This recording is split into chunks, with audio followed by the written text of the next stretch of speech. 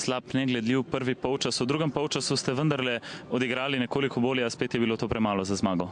Pa sigurno, bilo je premalo, prvi polčas smo odigrali slabo, drugi polčas smo imali, ne vem, na štetu priložnosti, ko ne daš iz takih priložnosti, težko pričakuješ potem, da boš zmagal. Kaj pravzaprav potegniti, kaj manjka tisto, da bo prišlo do zaključkov akcij, tako kot si sami želite?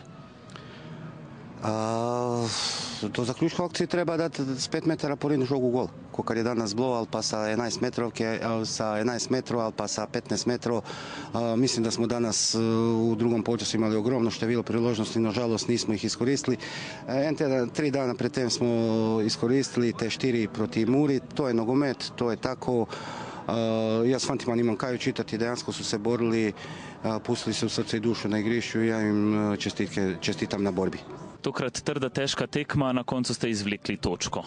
Ja, za nami je zelo težko srečanje. Vedeli smo, da so Domžale zelo kakovostna ekipa, ki ni imela rezultate, ampak danes su nas tudi prisilili, da smo se mogli braniti in z malce sreće, z pogumno igro smo osvojili tu zelo pomembno točko.